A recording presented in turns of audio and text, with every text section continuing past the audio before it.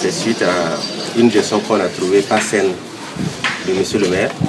Et beaucoup de conseillers, dont des conseillers de lui-même se sont partis, se sont trouvés un peu mal à l'aise dans sa gestion. Et suite à ça, il y a eu une motion de défiance qui a été rédigée. Et la motion de défiance donne droit à un vote. Et à la suite du vote, monsieur le maire s'est retrouvé à 3 voix contre 9. Et il y avait un absent. Et le même que l'absent avait signé la motion de défiance. Donc on peut compter 10 contre 3. Ça fait que, donc du coup, monsieur le maire était déchu.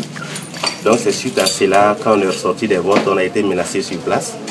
On est rentré au niveau de la caserne des sapeurs-pompiers qui nous ont conduits ensuite au niveau de la gendarmerie. De là-bas, on a appris que le mouvement partait vers nos familles.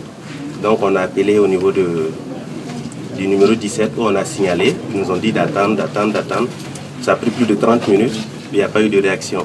Et voilà ce qui est arrivé. Mais moi, je remercie Dieu quand même qu'on ait été pris par surprise, que les militants n'ont pas pu se regrouper.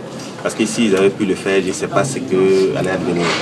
Voilà, donc, comme il n'y a pas eu de perte en vie humaine, c'est vrai qu'on est meurtri, mais l'essentiel, c'est que les vies soient sauvées.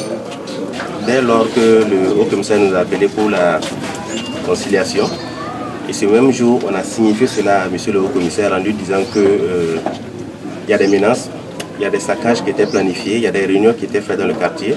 Et j'ai même personnellement demandé à monsieur le maire de démobiliser ses militants parce que ce n'était pas sain de demander pardon officiellement et de se contourner pour aller demander aux militants de se préparer pour saccager.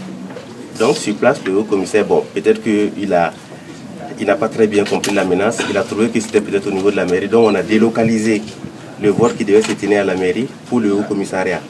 Ça, il n'y a pas eu de problème, mais dans nos familles, bon, voilà ce qui est arrivé.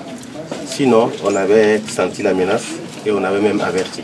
Aux environs de 13h15, M. Bayard m'a fait signe de démobiliser la jeunesse, de venir assurer la sécurité au niveau de sa porte.